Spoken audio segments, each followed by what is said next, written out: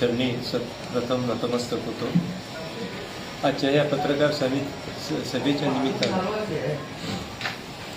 या ठिकाणी उपस्थित असलेले देवस्थानचे उपाध्यक्ष आदरणीय बमणेअप्पा, इतर सर्व या यात्रा कमिटीच्या विविध समित्यांचे चेअरमन,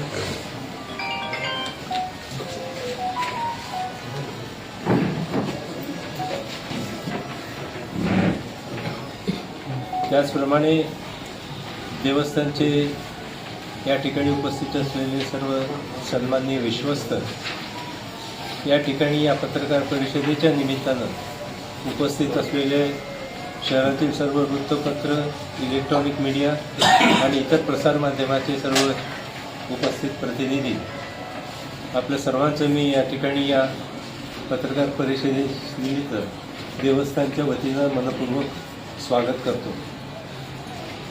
आत्ता सांगितल्याप्रमाणे दरवर्षी होणारी या जत्रा आपल्याला काही नवीन नाही आहे आणि त्यामुळे वेगळं काही फार सांगण्याच्या पेक्षा यावर्षी ही तारखा 12 तारखेला आपल्याला या यात्रेची सुरुवात होईल यांनी म्हणजे 13 तारखेला दुपारी 1 वाजता अक्षता, 14 तारखेला होम हवन आणि 15 तारखेला त्या ठिकाणी शोभेचे दारूकाम आणि त्याचबरोबर एक सोलापुरात प्रथमच आपण ड्रोन शो हा या निमित्तानं दाखवणार आहोत। तर असा हा 4 दिवसाचा कार्यक्रम आहे।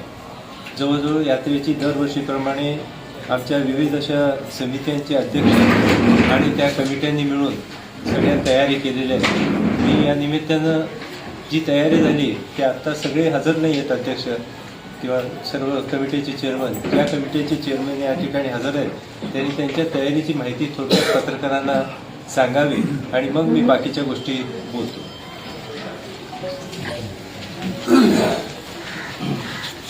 शिवयोगी सिद्धरामेश्वराच्या चरणी त्रिवार वंदन।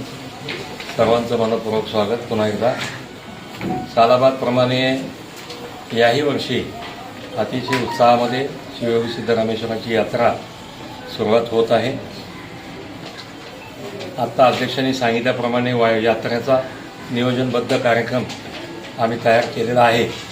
माझ्याकडे यावर्षी मिरवणूक समितीचा चेअरमन या नात्याने जबाबदारी दिलेली आहे। त्या मिरवणूक समितीचं नियोजन पूर्णपणे मिरवणूक अतिशय उत्साहामध्ये आणि व्यवस्थितरित्या कशी पार पडेल याबद्दल माझ्या समितीतल्या सदस्य आणि अध्यक्षांच्या मार्गदर्शनाखाली आम्ही नियोजन केलेलं आहे। आपल्या सगळ्यांना माहिती आहे, आता सांगितल्याप्रमाणे 12 तारखेला मल्लिकार्जुन पंदिरा पाठीमागील तिने अबू वाड्यापासून ही यात्राची मिरवणूक सुरुवात होईल आणि 68 लिंगाला त्यांनी मज्जन करून परत येईल। पुन्हा 13 तारखेला अक्षतासाठी तोच मार्ग राहील। 14 तारखेला होमसाठी होम मैदानापर्यंत मार्ग आणि पुन्हा मग पुढचा मार्ग आणि 14 तारखेला शोभेच्या दारूसाठी मार्ग राहील। यासाठी प्रशासन यांची पूर्ण परवानगी आम्ही त्या ठिकाणी घेतलेली आहे।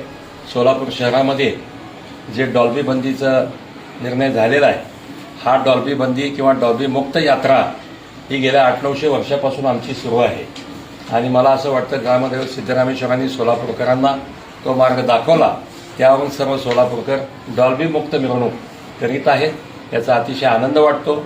आमच्याकडे पारंपरिक वाद्यच आम्ही वाजवतो, कुठलंही मोठं वाद्य आमच्याकडे नसतं आणि सर्व भाविक मला सांगायला आनंद वाटतो की जे वाद्य वाजवणारे आहेत ते सर्व जाती धर्माचे, वेगवेगळ्या धर्माचे लोक आहेत आणि अतिशय उत्साहाने, अतिशय माफक दरामध्ये सिद्धरामेश्वरांची सेवा करावी या एकमेव हेतूने ते सर्वजण यामध्ये सामील झालेले असतात।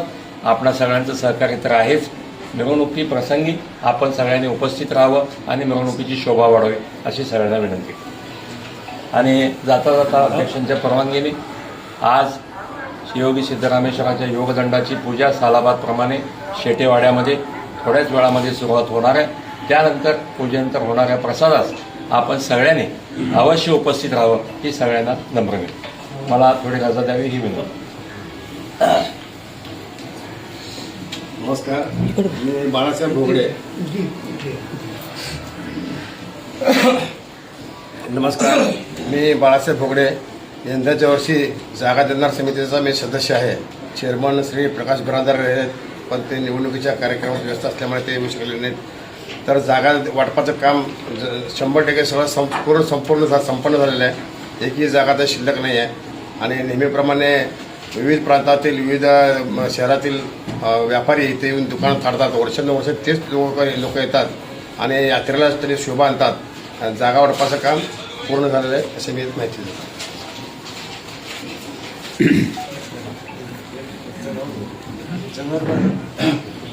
नमस्कार सगळ्यांना. ग्रामसिद्धीवर नमस्कार करून सगळ्यांना एवढं सांगायचं की या वेळेला जनावरांचा बाजार नवशेच्या एजी पाटलाच्या जवळ असलेल्या समजा 20 एकरमध्ये भरत आहे. गेल्या वर्षी तिथंच भरलेलं होतं. ज्याप्रमाणे सगळ्या सोयी केली, पाण्याची सोय, लाईट सोय, सगळ्या जनावरांना काय पाहिजे त्या पद्धतीने तिथं आम्ही सोय केली आहे. तरी देखील पत्रकारांनी एकदा व्हिजिट देऊन त्या जागेची पाहणी करून आमच्याबद्दल जे माहिती द्यायची असेल पत्रकारांनी सगळ्यांनी आपल्या पत्रकारात द्यावी. गेल्या 2 मंगळवार झाले आता. 30 आणि परवा मंगळवारी असं 2 बाजार तिथं भरवलेलं आहे. आता उद्याचा 10 तारखेपासून 11 आता 22 तारखेपर्यंत म्हणजे शेवटचा मंगळवारी असतो आपल्या जनावर बाजार तिथं 10 ते 12 रेग्युलर चालू 10